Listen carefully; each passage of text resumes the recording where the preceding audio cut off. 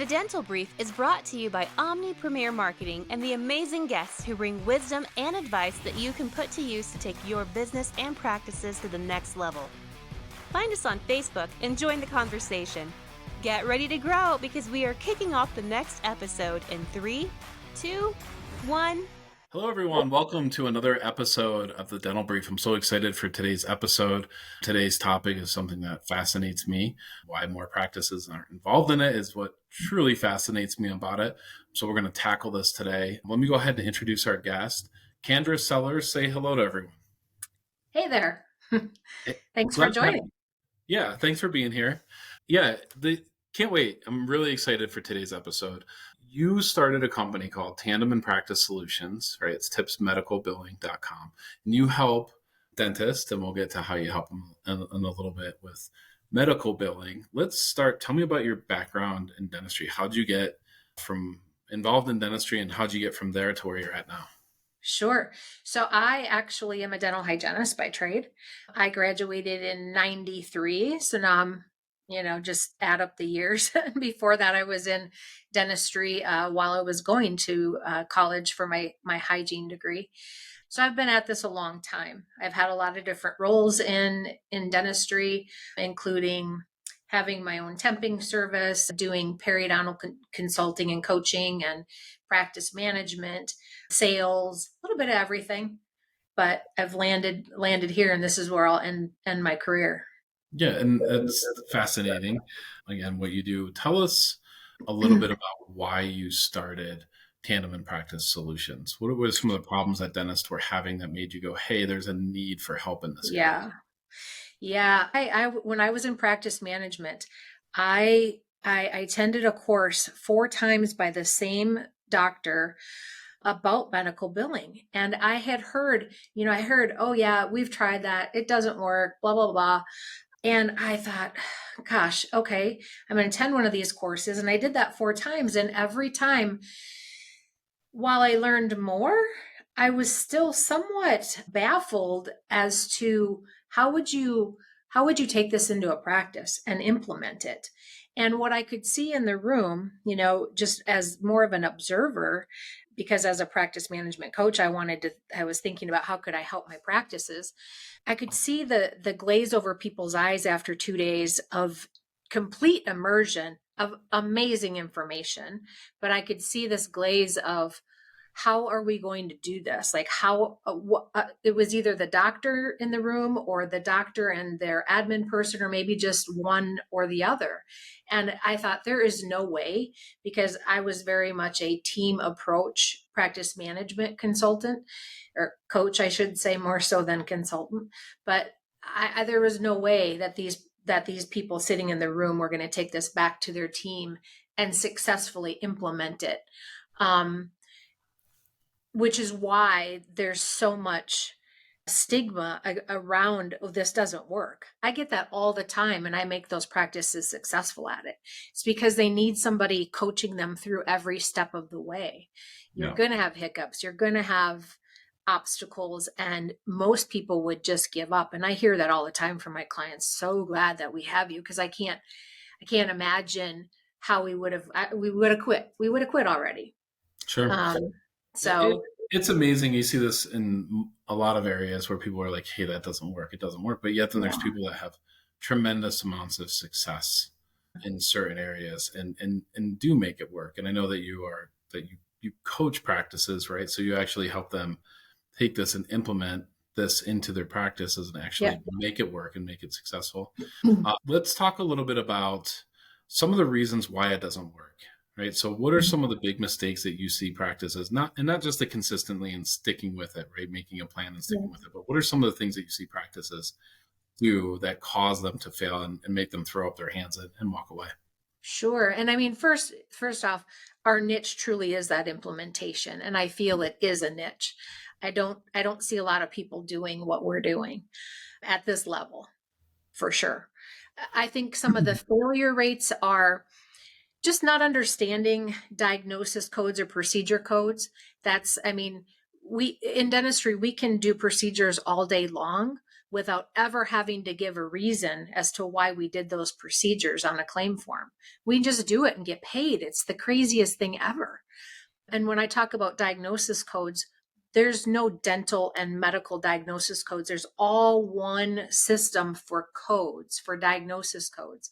Yes, some are more dental in nature than others, but there is only, one group, an organization like the ADA. This is the WHO and some other organizations that do dental codes or dental medical codes, diagnosis codes. And then you have the CDT codes that go, not CDT codes, but how do we cross over CDT codes to CPT codes, which are medical codes? People don't know that, and they're intimidated by it. I really think they're intimidated by it. It's really not that hard. There's not that many codes that we truly tap into in a general practice. Sure. So I see that as a big problem. Mindset, huge problem. And that's not negative. We've just been stuck over here on this little island of dentistry, and we need to get over here to the mainland. I learned that little, what would you call it? Nugget of wisdom. Yeah. Yeah, nugget of wisdom, like the islands. Yeah. I learned that from my mentor, the person that I saw 4 times, and I finally approached him and said, hey, will you be my coach and mentor through this? Because I think there's a huge gap here. Yeah. Anyway, so I think, our mindset in dentistry is we have allowed dental benefits, not insurance, to dictate everything about our practice, how much we charge, how often we charge, when we charge.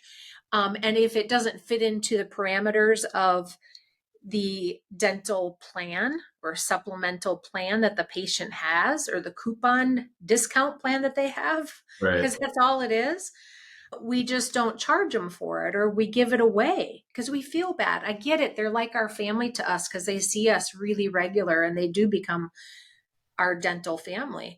Yeah. But at the end of the day, we have a business to run, and we give so much away. If you go to a medical carrier or a medical doctor, they're going to charge you for everything that they do for you. There's no giveaways. There's no free consults. There's none of that.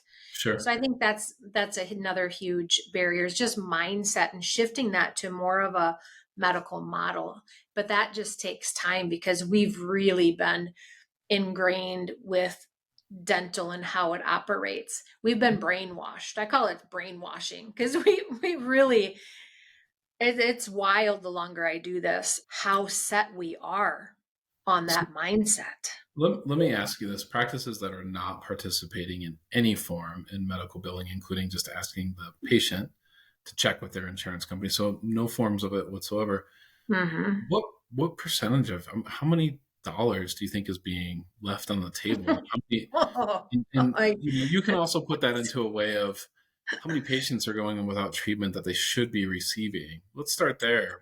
Is it 5%, 2%, 10%? I mean, how big is this? Well, as an example, in April, I had an article in DE magazine, and I did a comparison, even just as far as fees on dental versus medical, for one of my providers that's in network on both. When they were in network with dental, they were automatically in network with medical. And I did a comparison side by side of dental fees versus medical fees. And the medical fees for the same exact procedure were being reimbursed 2 to 12 times higher. Crazy. So, right down to evaluations and CTs and, and not only that, but how many things on the dental side are on the fee schedule, but they're not reimbursable. Right. And in there lies part of the problem of then patients don't move forward with treatment that they need, or patients have one, procedure done for the year, have to get sent out to a specialist, and now they've maxed out their lousy $1,000 to $1,500 benefit. And now, they don't come in to have their preventative care done. Right. They're placing and getting all these surgeries done and implants and things like that. And now they're not even coming in to get the care for that investment taken care of. Yeah. because they're just as brainwashed as the dental professional. I mean, and I can say that because I'm a dental professional. Right. And I get it. It's taken me time to get that out of my head. But Sure. we work really hard to maximize those benefits, those $1,000, $1,500 a year on every single patient, when we could be getting thousands from medical, and there's no max.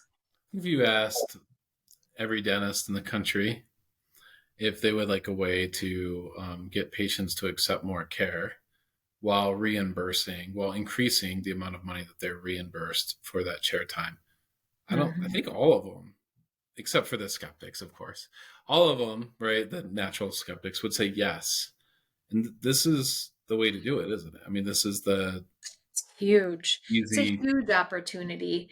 yeah, It's but it's an investment in learning. It's an investment in coaching, and in their lives, I think why a lot of people don't move forward, yeah, or are they afraid of change? I don't really know. I don't really understand. And like I've said, the longer I do this, the further I get away from dentistry. And I don't know why every practice isn't doing this. I mean, we're starting to see dental benefit plans forcing it and forcing us to have to go to medical before they'll pay the dental benefit. yeah. So we're seeing some of that happen. I mean, Wow. even over the last 5, 6 years of doing this, I've seen a shift, but we have a long ways to go. Yeah. And I think that'll probably be a significant impact is the more that happens, it'll force dentists into doing it, but you can be way out and ahead of there. So I know you do coaching, so you're not doing necessarily the billing for people, but you can help them Yeah. with that. You can point them in the right direction or put them in touch with people. Yeah. But you're doing the coaching part of this. So I think it all starts with probably a call or reach out to you to kind of get going and get some more information. Those that are still skeptical, like they're just like, yeah, too big of an elephant to eat. What do you say to them? How do you encourage them? It's a marathon. It's not a sprint. It's not going to happen overnight. It takes time. And part of that time is just even the mindset shift. One of the things that I didn't mention as, why aren't people successful at this? Part of it is as well, documentation. All of these things need to be in place, and we got to up our game if we want to play with the big boys. Sure. If we want to play with medical, we've got to do things differently than what we're doing as a dental provider, which is only going to help you on the dental side if you ever get audited as well. If you have stellar notes, if you have stellar documentation, I mean, that's all part of this. So yeah, I love doing analysis, medical billing analysis for people. I call them an MBA because they're really just diving into what are you getting now, and what are the opportunities. And even when I do that on a basic level, I can show the ROI of almost double just for a few procedures. Yeah. Let alone all the things that they're currently not billing, like CT.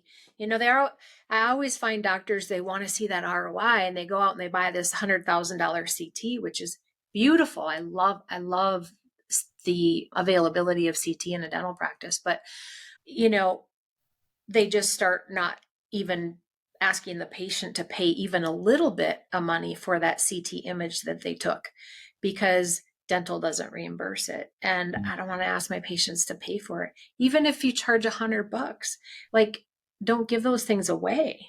Right. You look at just some basic things like that you're not currently billing out, that you could be billing out.